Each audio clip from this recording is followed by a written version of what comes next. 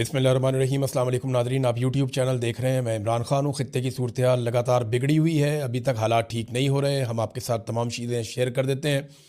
पाकिस्तान के हवाले से बड़ी परेशान कुन इतलात हैं। ईरान के बाद सबसे बड़ा नुकसान पाकिस्तान में हुआ है, वो कैसे हुआ मैं पाकिस्तान की तफसीलात आपको बाद में बताता हूँ, लेकिन पहले ईरान और अमेरिका की लड़ाई के हवाले से इस वक्त तक की जो ताज़ा तरीन सूरत हाल है वो मैं आपके सामने रखने वाला हूँ। लड़ाई में बहुत सारे और ममालिक अब कूदना शुरू हो गए हैं, जिनमें सबसे पहले बरतानवी वज़ीर आज़म ने अमेरिका को अपनी मिलिट्री बेसिस ईरान पर हमलों के लिए इस्तेमाल करने की इजाज़त दे दी है। इससे पहले बरतानिया ने मना किया था, लेकिन क्योंकि अमेरिका के जो भी हथियार ईरान की रेंज में है, तो ईरान लगातार उनके ऊपर अटैक कर रहा है और शायद इस सूरत हाल का अंदाज़ा नहीं था अमेरिका को। तो अब बरतानवी बेसिस को इस्तेमाल करना चाहता है अमेरिका। उससे ज़रा फ़ायदा ये होगा कि कुछ बेसिस ईरान की रेंज से बाहर है। एक ये भी इतला आई है कि साइप्रस जो है वो तुर्की के पास है और यूनान के पास है आधा, और बीच में कुछ एरिया जो है वो बरतानिया के पास भी है, और वहाँ पे बरतानिया की मिलिट्री बेस है। उसके ऊपर भी ईरान ने मिसाइल दागा है, वहाँ पे भी हमला किया है। और फ्रांस, जर्मनी और बरतानिया का एक मुश्तरका बयान भी आया, यानी अब ये ममालिक आहिस्ता आहिस्ता इस जंग का हिस्सा बनने की तरफ आ रहे हैं। ये जो मुश्तरका बयान है, इसमें इन ममालिक ने कहा कि ज़रूरत पड़ी तो ईरान के ख़िलाफ़ दिफाई कार्रवाई करने का पूरा हक रखते हैं, यानी हम भी एक अस्करी कार्रवाई कर सकते हैं ईरान के ख़िलाफ़। तो फ्रांस और जर्मनी भी बरतानिया के साथ खड़े हो गए, तो अमेरिका को आहिस्ता आहिस्ता इत्तहादी मिल रहे हैं। मिडल ईस्ट के अंदर जिन ममालिक पे ईरान ने जवाबी कार्रवाई की अमरीकी अड्डों पर, उन ममालिक ने भी इंदिया दिया है कि वो ईरान के ऊपर हमला कर सकते हैं और जवाबी कार्रवाई कर सकते हैं। तो ये मज़ीद ममालिक इसके अंदर कूदते जा रहे हैं। चाइना और रशिया वो भी सख्त बयानात दे रहे हैं, और उनकी जानिब से बड़ी क्लैरिटी के साथ ना सिर्फ अमेरिका की बल्कि इसराइल की मजम्मत की गई है, और ईरान के ऊपर हमलों को गैर कानूनी और बिला जवाज़ करार दिया गया है। बल्कि उन्होंने शदीद इन चीज़ों की मजम्मत की है और सुप्रीम लीडर आयतुल्ला खामनाई की शहादत के ऊपर ज़ोरदार तरीके से आवाज़ उठाई है। ख़ास तौर पर रशिया ने। लबनान से हिजबुल्लाह ने इसराइल के ऊपर मिसाइल दाग दिए हैं। देखें, हिजबुल्लाह जो है इसको ईरान ने हमेशा सपोर्ट किया है, और लबनान में हिजबुल्लाह की जड़ें हैं, और इसराइल को इस बात का पता था। इसराइल काफ़ी अरसे से लबनान के ऊपर बार बार अटैक करता है, लेकिन इस वक्त क्योंकि इसराइल ख़ुद बहुत बुरी तरह हमलों की जद में है, तो लबनान की जानिब से हिजबुल्लाह ने इसराइल के ऊपर मिसाइल दागे हैं। अब तक की इतला के मुताबिक 6 मिसाइल आकर लगे हैं। ये सूरत हाल है जो बाकी ममालिक इसमें आहिस्ता आहिस्ता कूद रहे हैं, इसका हिस्सा बन रहे हैं। ईरान पर हमले बहुत शिद्दत से हो रहे हैं। दूसरी जानिब ईरान भी मिसाइलों की बारिश कर रहा है। अब कुछ मनाजिर ऐसे देखे हमने, जो लोग वीडियोस बना के ये दिखा रहे हैं कि ईरान ने इसराइल के ऊपर बाज़ टाइम पे ऐसा दिखाई दिया जैसे मिसाइलों की बारिश कर दी। बहुत ज़्यादा मिसाइल जाकर गिरे हैं, और जो कतर के अंदर अमरीकी बेसिस हैं वहाँ पे बहुत ज़्यादा ईरानी मिसाइल जाकर गिरे हैं। और कुछ मिसाइल अब वो ये बता रहे हैं कि पहले जो मिसाइल आ रहे थे उनकी रफ्तार और तरह थी, वो दिखाई भी दे रहे थे, लेकिन अब जो मिसाइल आ रहे हैं वो तो दिखाई भी नहीं देते, बहुत रफ्तार से आ रहे हैं। उनका सिर्फ धमाका सुनाई देता है और वो सिर्फ आवाज़ आती है उनकी। तो अब ईरान जो है वो हाइपरसोनिक या बहुत जदीद हथियार इस्तेमाल करना शुरू हो गया। ईरान के पास हथियार हैं कितने, इसके बारे में मैं आपको ये बताता हूँ, क्योंकि बहुत सारे लोग ये सवाल पूछ रहे हैं कि ईरान के पास कितने मिसाइल हैं और वो कितने दिनों तक इन मिसाइलों का इस्तेमाल कर सकता है। तो ये ज़ख़ीरे के बारे में ना कोई भी मुस्तनद इन्फॉर्मेशन नहीं है। अमेरिका और इसराइल के जो सोर्सेज हैं उनका अंदाज़ा है कि ईरान के पास 3 से 5 हज़ार मिसाइल हैं, और ये ऐसे मिसाइल हैं जो खौफनाक मिसाइल हैं। यानी अगर वो रोज़ाना भी 100-150 मिसाइल चलाए, 200 मिसाइल चलाए, तो तब भी वो 1 महीने तक ये लड़ाई लड़ सकता है। यानी 3000 से लेकर लगभग 5000 तक के मिसाइलों का एस्टीमेट है अमेरिका के पास और इसराइल के पास। जबकि ईरान का ये दावा है कि उनके पास बहुत बड़ी मिकदार में मिसाइल हैं। जो पुराने मिसाइल हैं ईरान के पास, जो वो हमेशा से इस्तेमाल करता चला है रवायती मिसाइल, वो तो उन्होंने बहुत सारे बनाए हुए हैं, लेकिन जो जदीद मिसाइल हैं उनकी गिनती थोड़ी है। लेकिन अमेरिका के और इसराइल के मुताबिक, और जो कुछ तखमीने आलमी सतह पे दिफाई इदारों ने और तंजीमों ने लगाए हुए हैं, या जो उन्होंने सोर्सेज से इंफॉर्मेशन इकट्ठी की है, उसमें वो अगर बहुत ज़्यादा भी हैं तो वो 5000 कहे जाते हैं। कुछ सोर्सेज ये भी कहते हैं कि 8000 तक हैं। तो ईरान काफ़ी देर तक ये लड़ाई कर सकता है।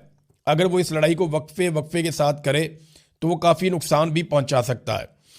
अच्छा, क्या ईरान में रजीम तब्दील किया जा सकता है? देखें, ये सारा मामला हो तो इसलिए रहा है कि ईरान को दबाव में लिया जाए और ईरान को उन शराइत पे लाया जाए जिन शराइत के ऊपर अमेरिका और इसराइल राज़ी हो जाए और इसराइल के लिए ख़तरा हमेशा के लिए टल जाए या ख़त्म हो जाए, या अरब ममालिक भी अपने आप को ईरान से एक ऐसा मुल्क समझेंगे जिसको अब ईरान की तरफ से कोई ख़तरा नहीं है।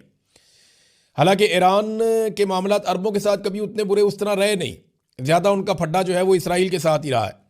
बहरहाल, क्या ईरान में रजीम तब्दील किया जा सकता है? तो अब तक जो सूरत दिखाई दे रही है उसमें डोनाल्ड ट्रंप बार बार अपील कर रहे हैं ईरान की आवाम से कि आप निकलें और निकल कर आप हुकूमत पे कंट्रोल करें। और डोनाल्ड ट्रंप बार बार अपील कर रहे हैं ईरानी फोर्सेस पे, धमकी भी लगाते हैं, अपील भी करते हैं कि जनाब आप हथियार फेंक दें और इस लड़ाई का हिस्सा ना बने और आप हुकूमत की बात ना सुने। इस किस्म के पैगामात जो हैं वो हैकर्स फैला भी रहे हैं और जो मुसाद है इसराइली एजेंसी वो बहुत ज़्यादा इसमें प्रोपेगेंडा करने में तेज़ है। वो वहाँ पे ईरान के अंदर भी प्रोपेगेंडा करवा रहे हैं, लेकिन इसके बावजूद जो बात साफ दिखाई देती है, ज़मीन पर उतरे बगैर ईरान में रजीम चेंज करना शायद मुमकिन नहीं होगा। आयतुल्लाह ख़ामनई जो हैं वो, उनकी उम्र देखें ना, अब 86 साल उनकी उम्र थी। इस उम्र के अंदर वो शहीद हो गए। जितना उनकी ज़िंदगी ने फ़ायदा दिया ना ईरानियों को, उतना ही उनकी शहादत ने भी फ़ायदा दे दिया। यानी जो उन्हें इस बात का आइडिया था, अब कुछ लोग ये कह रहे हैं तज्ज़ियाकार के आयतुल्लाह ख़ामनई खुद शहीद होना चाहते थे और उनकी ये ख्वाहिश थी कि उनको शहीद कर दिया जाए, क्योंकि वो ये जानते थे कि अगर उन्हें शहीद कर दिया गया तो उसके बाद ईरान में रजीम चेंज करना जो है वो बहुत मुश्किल हो जाएगा, क्योंकि आवाम की एक बहुत बड़ी वेव खड़ी हो जाएगी और एक बड़ी हमदर्दी मिल जाएगी आयतुल्लाह ख़ामनई और उनके हमायतियों को। तो उसके बाद रजीम चेंज करना शायद मुमकिन नहीं रहेगा। तो अब यही सूरत हाल में ईरान में देख रहे हैं, बहुत बड़े बड़े मुजाहरे हो रहे हैं, बहुत बड़ी तादाद में लोग यकजहती के लिए निकल रहे हैं, अमेरिका के ख़िलाफ़ निकल रहे हैं, इसराइल के ख़िलाफ़ निकल रहे हैं।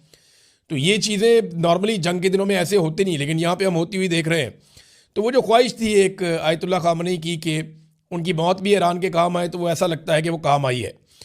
तो ईरान में अगर रजीम तब्दील करना है तो ग्राउंड पे फोर्सेस को उतारना पड़ेगा और फिर एक लंबी लड़ाई के नतीजे में ही रजीम तब्दील हो सकता है। और अभी आप वैसे कुछ कह नहीं सकते, बहुत कंफर्म इत्तला आप नहीं दे सकते, क्योंकि ईरान के अंदर एक बागियों का या आप कह लें गद्दारों का भी एक बहुत बड़ा हुजूम है। बहुत सारे गद्दारों को पहले ही सज़ाए मौत दी गई है, बहुत सारे गद्दारों को ईरान में सज़ाएँ दी गई हैं। और ये भी अभी जो जिन लोगों ने ये इन्फॉर्मेशन दी है, जो जासूसी करते रहे हैं, वो भी ईरान के अंदर ही मौजूद हैं सारे लोग। तो ये आप कह नहीं सकते कुछ कि कल क्या हो जाएगा, लेकिन रजीम तब्दील करने के लिए ऐसा लगता है कि ज़मीन पे आना पड़ेगा। और यही सूरत हाल जो है वो अफ़गानिस्तान की भी है। अगर अफ़गानिस्तान के अंदर पाकिस्तान चाहता है कि रजीम तब्दील कर दिया जाए तो ग्राउंड फोर्सेस के वहाँ पे जाकर कंट्रोल करने तक ये नहीं हो सकेगा। देखिए ना, अमेरिकन ने जब अफ़गानिस्तान में रजीम तब्दील किया था 9/11 के बाद, तो वो तब तक नहीं हुआ था जब तक कि अमेरिकन फोर्सेस ग्राउंड पे नहीं उतर गई थी और फिर उन्होंने अपनी कठपुतली हुकूमत बनाई थी। अगर पाकिस्तान ये चाहता है कि अफ़गानिस्तान के अंदर हुकूमत तब्दील हो जाए तो वो खाली हवा से बम मार के या मिसाइल मार के आप नहीं कर सकते। ये तालिबान जाएंगे, जाके पहाड़ों में छुप जाएंगे, वहाँ से हुकूमत चलाएंगे, कोई और हुकूमत कंट्रोल कर ही नहीं पाएगा, ये उनको मारेंगे। तो आपको ग्राउंड के ऊपर मुस्तकिल अपनी फ़ौज बैठानी पड़ेगी अगर रजीम तब्दील करना है। और यही सूरत हाल ईरान की है। अभी जो एक बड़ा अटैक हुआ है वो चाबहार की जो बंदरगाह है ईरान की, जिस पे चाइना ने बहुत इन्वेस्टमेंट की हुई है, वहाँ पे इसराइली और अमरीकी तैयारे बमबारी कर रहे हैं। और ये चाबहार की जो बंदरगाह है लगभग 70-80 मील दूर है पाकिस्तान गवादर से, ज़्यादा दूर नहीं है। उस तरफ जो है वो चाबहार की बंदरगाह है, इस तरफ जो है वो बंदरगाह है गवादर की। तो ये पाकिस्तान से ज़्यादा दूर नहीं है। वहाँ पे चाबहार के एरिया में बमबारी हो रही है और उसे निशाना बनाया गया है। यहाँ पे चाइना ने इन्वेस्टमेंट भी की हुई है, ये बात हमें ध्यान में रखनी है। नाज़रीन, पीर वाले दिन यानी आज जब आप ये वीलॉग देख रहे हैं तो अभी सुबह का वक्त है। जब पाकिस्तान में शाम हो जाएगी तो अमेरिका में सुबह हो जाएगी और जो पीर का दिन होगा वहाँ पे स्टॉक मार्केट खुलेगी। तो तब पता चलेगा कि दुनिया का इसके ऊपर रद्द-ए-अमल क्या है और मालियाती तौर पे किसको कितना नुकसान होता है। देखें, ये जो स्टॉक मार्केट है ना, ये अमेरिका की स्टॉक मार्केट पूरी दुनिया के अंदर सबसे तगड़ी मार्केट है और वो बहुत सारी चीज़ों का फ़ैसला करती है। तो ये ख्वाहिश थी अमेरिका की, इसराइल की, कि मंडे से पहले पहले सारा मामला निपटा लिया जाए, लेकिन ये मामला लिंगर ऑन हो रहा है और ईरान जो है वो लगातार बमबारी कर रहा है। उसके ड्रोन जाकर यूएई में, बहरीन में, कतर में और मुख्तलिफ ममालिक के अंदर, उर्दन में, इराक के अंदर उन्होंने बहुत बड़ा हमला किया अमेरिका के असला डिपो के ऊपर। फिर कुछ जगह पे जहाँ अमेरिका के बहरी बेड़े हैं वहाँ पे उन्होंने अटैक किया, नुकसान पहुँचाया, आग लगी है। तो ईरान लगातार हमले कर रहा है। देखना यह है कि पीर वाले दिन अमेरिकी मार्केट से किस किस्म का रद्दमल आता है और दुनिया में पेट्रोल की प्राइसेस कहाँ जाती हैं। अगर तो पेट्रोलियम प्राइसेस बढ़ जाती हैं दुनिया में तो एक बहुत बड़ा प्रेशर जनरेट हो जाएगा। अमेरिका इस लड़ाई को जल्दी निपटाना चाहता है। डोनाल्ड ट्रंप की ख्वाहिश है जितनी जल्दी हो जाए ये मामला निमट जाए और रजीम चेंज ऑपरेशन अगर वो मुकम्मल कर सके या जो भी अहदाफ उन्होंने और हासिल करने हैं वो कर लें। लेकिन ईरान इसको लंबा खींचता हुआ दिखाई दे रहा है। ईरान के लिए चैलेंजेस बहुत ज़्यादा हैं, लेकिन क्योंकि अब वो ऐसी सिचुएशन में आ गए हैं कि अगर हम डूब रहे हैं तो हम आपको भी लेकर डूबेंगे। लंबी जंग जो है वो खलीजी ममालिक को भी सूट नहीं करती। आप देखें ना, जो खलीजी ममालिक हैं उनका इन्हिसार 3-4 चीज़ों पे है।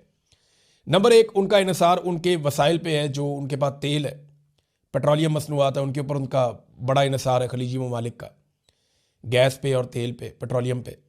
नंबर 2, उनका इन्हिसार है रियल स्टेट पे और सियाहत पे। ये 3 चीज़ें हैं जिन पे बहुत ज़्यादा पैसा कमाते हैं ये ममालिक। यानी सियाहत से बहुत पैसा कमाते हैं। सऊदी अरब के अंदर एक रिलीजियस टूरिज़म है, वो बहुत बड़े पैमाने पे पैसा वो कमाते हैं।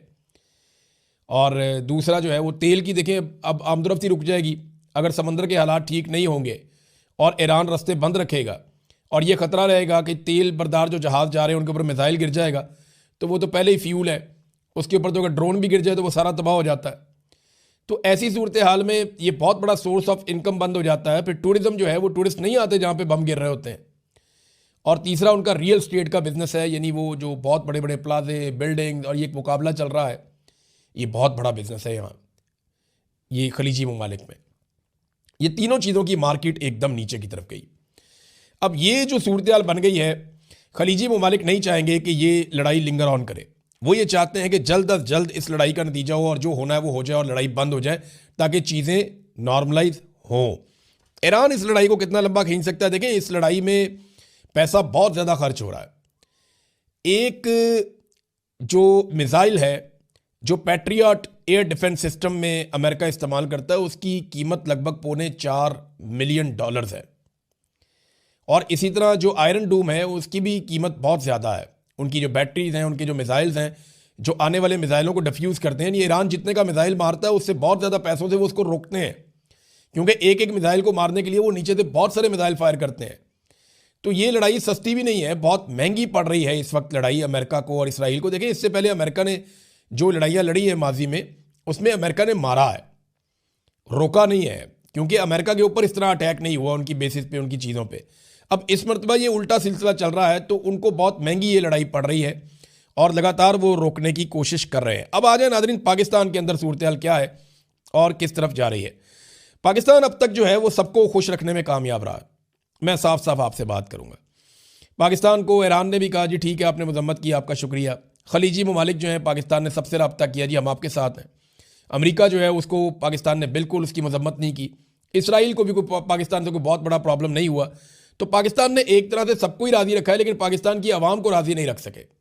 पाकिस्तान की आवाम को यह लगता है कि उनकी तर्जुमानी नहीं की पाकिस्तान की हुकूमत ने, और इसका जो है एक पॉलिटिकल खमियाजा तो भुगतना पड़ेगा। सियासी नुक्ता नज़र से इस हुकूमत को बहुत मार पड़ेगी जब भी कभी ये इलेक्शन में जाएंगे, और ये सारी चीज़ें लोग भूलेंगे नहीं, लोग इन चीज़ों को याद रखेंगे। कुछ आम फैसले जो हुकूमत ने किए हैं, मैं साफ साफ आपको बता देता हूँ। नंबर 1 तो ये है कि ये बोर्ड ऑफ पीस को नहीं छोड़ेंगे, उसके अंदर शामिल रहेंगे। ये अनाउंस नहीं करेंगे इन फैसलों को, लेकिन सोर्सेज ये कह रहे हैं कि ये कभी भी बोर्ड ऑफ पीस को नहीं छोड़ेंगे, ये बोर्ड ऑफ पीस में शामिल रहेंगे और डोनाल्ड ट्रंप के साथ चलेंगे। और डोनाल्ड ट्रंप को जो अमन का नोबेल इनाम इन्होंने नामजद किया डोनाल्ड ट्रंप को, वो नामजदगी भी वापस नहीं लेंगे, ये भी फैसला इन्होंने किया। और तीसरा, जो अमरीकी सफारत खानों की तरफ अगर कोई पाकिस्तानी बढ़ेंगे तो उनको ये निशाने इबरत बनाएंगे। ये अब फैसला कर लिया गया है कि अमरीकी सफारत खानों की तरफ किसी को नहीं जाने दिया जाएगा। ईरान के बाद दुनिया में सबसे ज़्यादा जो नुकसान हुआ है जानी, वो पाकिस्तान में हुआ है। यानी वो इराक में नहीं हुआ, बाकी मुल्कों में नहीं हुआ। हत्ता कि इसराइली शहरी जंग लड़ रहे हैं वो इतने नहीं मारे गए जितने पाकिस्तानी शहीद हो गए। हुआ ये कि एतवार के दिन जब लोग मुजाहरों के लिए निकले तो बहुत अजीब चीज़ें अब रिपोर्ट हो रही हैं। मुजाहरीन और ऐनी शाहिदीन बता रहे हैं, कुछ वीडियोज़ और तस्वीर भी आ चुकी है।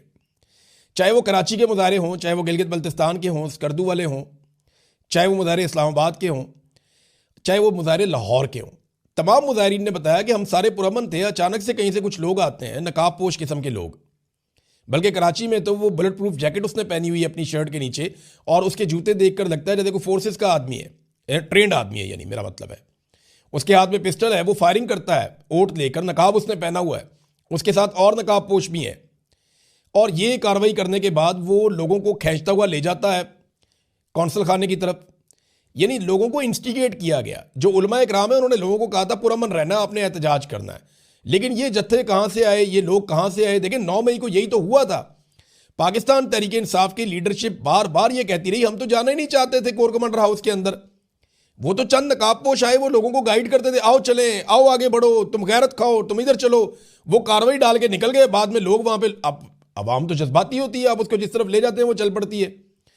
यही काम गिलगित बल्तिस्तान में हुआ। लोगों ने बाकायदा बताया कि उन्होंने ऐसे लोग देखे जिन्हें वो नहीं जानते, और उन्होंने ये कार्रवाइयां डाली, उन्हें पकड़ने की कोशिश की गई, लेकिन दूसरे नकाबपोश लोग उनको छुड़ाकर ले गए।